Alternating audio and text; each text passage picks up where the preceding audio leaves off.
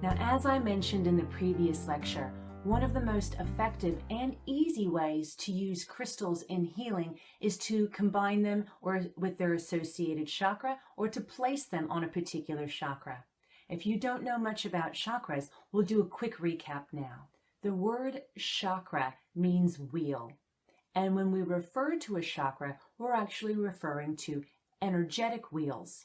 Each one of us has 7 main chakras within our bodies. I've provided a poster with this course so that way you can learn their locations, colors, and associated qualities and characteristics. But just like an ordinary wheel, chakras are meant to turn.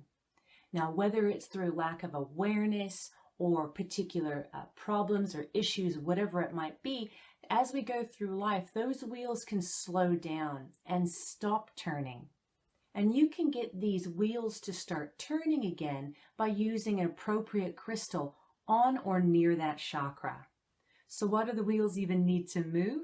Well, as you're aware, we're dynamic creatures. We must move and advance forward in our lives. If things become stuck, stagnant, we become stale and uninspired. So it's very important for our own energetic and physical well-being is to keep those wheels moving throughout our bodies, and crystals, through their energetic qualities, can help enhance and even kickstart those chakras to move again. Now, if you're interested in learning a little bit more about chakras, I do have a course called Chakra Healing on Demand if you want to look into that, if it's of interest to you.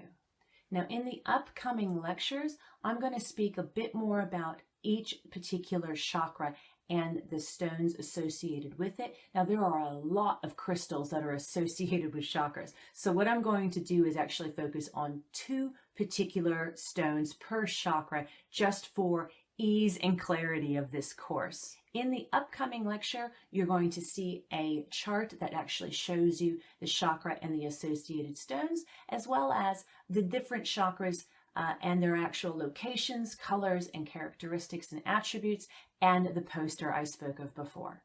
Now that we've covered off a lot of the energetic side and metaphysical side of crystal healing, such as what energy is, the how and why behind crystals and how they actually work in assisting with healing, as well as our chakras and how crystals are associated with that, it's now time to talk about choosing crystals and how to actually identify which ones are best for the purpose that you have.